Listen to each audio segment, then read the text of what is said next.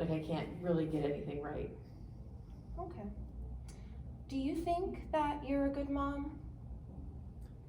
I don't know, I mean, at times I think so. I don't know, I've never really thought about that.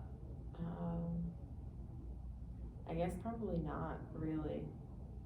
I don't know, I think of a good mom as, you know, someone who could be there consistently for her kids and show up emotionally, and I don't know, it's like I can't even be with them physically right now because I just have so much going on that it's like I can't remember to do any of like the basic things that I need to do for them. And so I don't know, I guess like I'd say not really.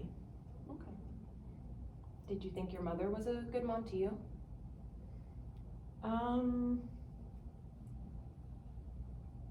I mean, I don't know, I guess I kind of over the years have rationalized or justified her behavior that, you know, she and my dad had like a kind of a rough relationship, so I felt like she did the best she could with what she had maybe, but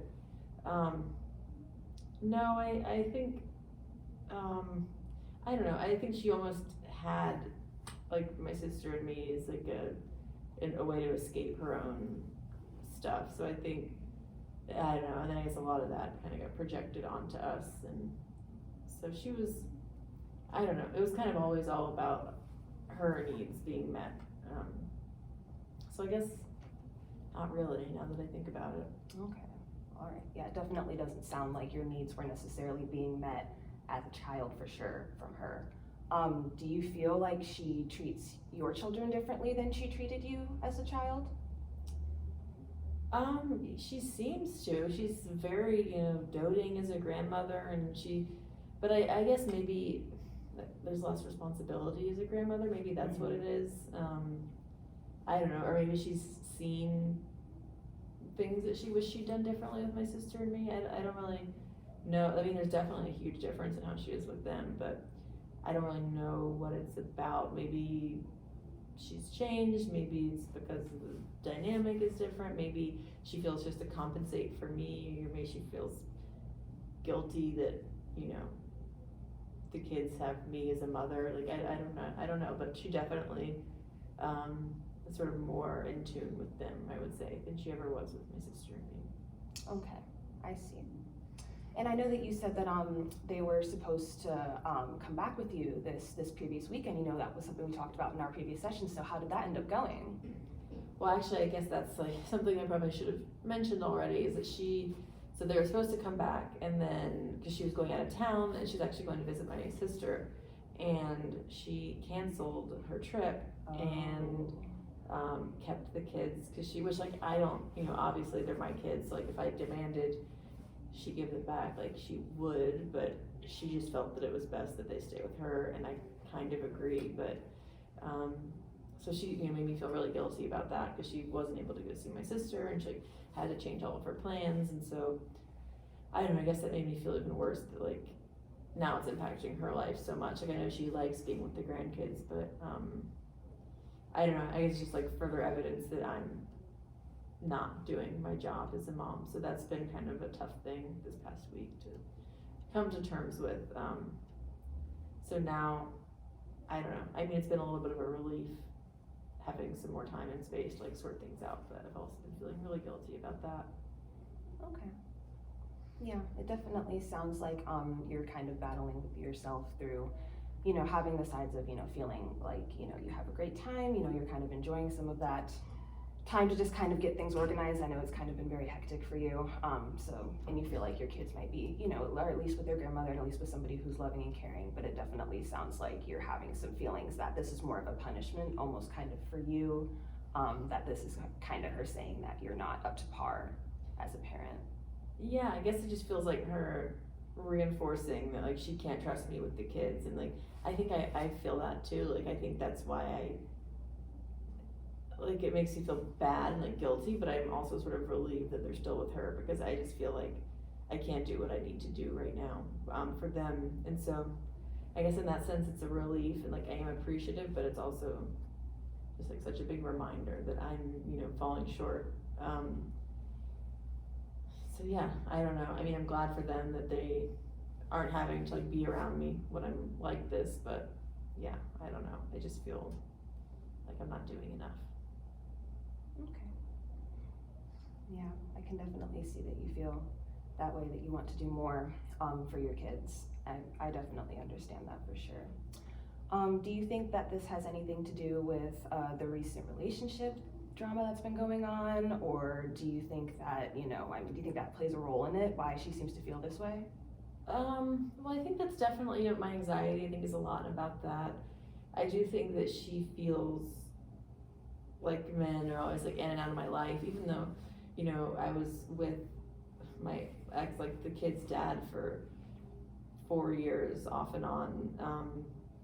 And then the only person I've been with since is Stanley, and so I don't know, it's not like I have, a revolving door of guys, but I think she feels that, like, especially after the divorce, I should have really been putting the kids first and like not thinking about dating, and I don't know, I guess I like hopped into that pretty quickly, but it's just hard, it's lonely, it's hard not having someone there, and like, I don't know, I mean, I'm still young, like I wanna be dating or have a partner or whatever, and someone just as like a support system sort of, but I know, yeah, I think she definitely feels that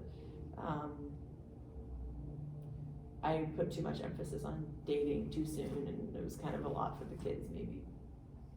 Okay. Do you feel that there are any strengths that you have as a good mother to your children? I hadn't thought about that. I think I'm very compassionate. I think I don't know, cause like they have some behavioral stuff at school, and like I've been, or tried to be understanding of like all that they've gone through, and so I think, I don't know, I think I'm compassionate. I think I'm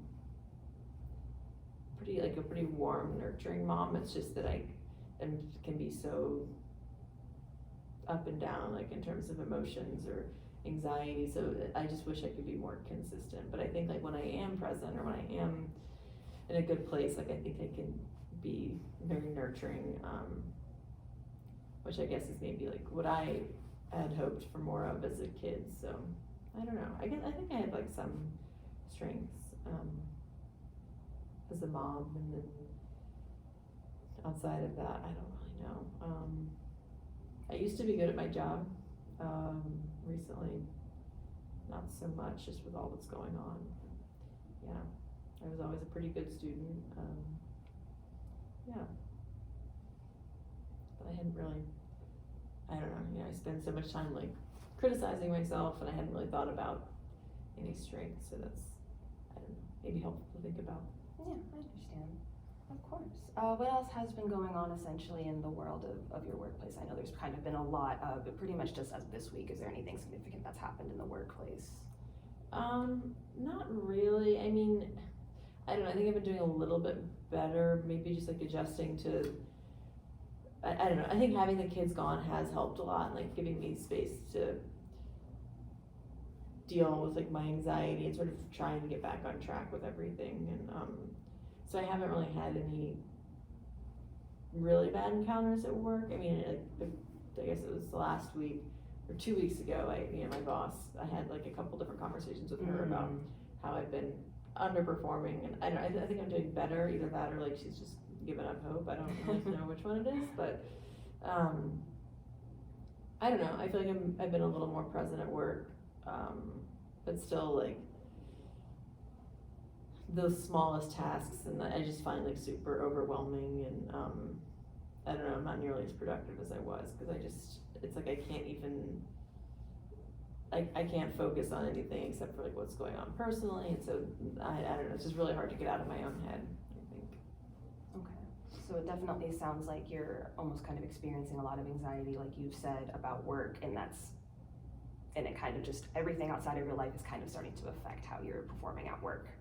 Yeah, I just feel like I'm so fixated on like my personal stuff, and the situation with my ex, and like the breakup, and I don't know, my kids and what they're gonna think of me, and my mom and what she's thinking of me, and that it's like I can't even, 5 seconds can't go by at work that I'm not like ruminating about that, and I don't know, yeah, I feel like I'm learning to work through it a little bit more maybe, but still not feeling like I'm very present at work or like I'm engaged really. Yeah, it absolutely sounds like you're having a hard time just being present in the moment, just overcoming that anxiety to be present in the moment, to live the moment as it is. You're kind of living in the past and in your thoughts and kind of in your head, essentially. Yeah, definitely. And so I don't know, I feel like if I could maybe learn to separate things in my head or sort of compartmentalize, I don't know, maybe that would help, but yeah, for now it's just like my head is so clouded with all that's going on, and I don't know, Stanley like been constantly reaching out, and so like I don't know, that really affects me at work because I don't know, like I can't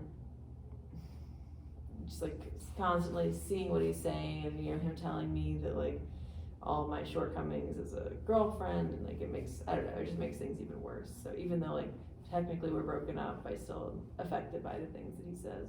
Of course. Yeah, he's definitely been exhibiting some stalking behavior that has really seems to be taking a toll on your mental health, for sure. Yeah, and I wish I could, I don't know, I wish I could just like block him or delete his number or whatever, but I don't know, I don't even know if that would help, since obviously he knows where I live and knows where I work, and but I don't know, for some reason like him continuing to reach out, it almost is like a sense of comfort, like he still cares, or somebody still cares, or even though it's like, you know, he goes back and forth between telling me he wants to get back together and like how much he loves me and misses me, and then, you know, eventually it becomes, you know, you all these terrible things about me being me as a mother, me as a girlfriend or whatever, so it's like, I don't know, it's kind of a roller coaster, which it always was in the relationship too, but so that's been hard to deal with these past few weeks. Yeah, you use the term roller coaster. That definitely sounds like that was the theme of your guys' relationship. And since he is still reaching out, it definitely sounds like he's still, it's still going. Yes, exactly like you said, you guys aren't together, but he is still reaching out to you daily.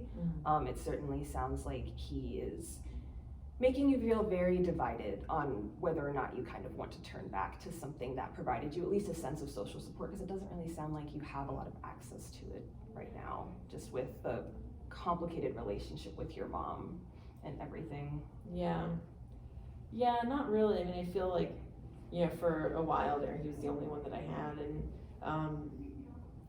I don't know, I always was afraid to like, I felt like our mom leaned on us a lot, like during the divorce with my dad and stuff, and so I don't know, I was always afraid to like do that with the kids, so I kind of felt that he gave me an outlet for that, and even though I feel like he probably shouldn't cope with your divorce by getting into a new relationship, but that's kind of what I did. And then, yeah, I don't know, I've talked to my sister like maybe once or twice since all this has happened, but I don't know, and she's tried to be supportive, but she's like got her own thing going on, so it's kind of hard for her to really understand, but yeah, I don't know, I guess like you said, like I just like the feeling that someone's there, and for better or worse, like I'm not totally alone.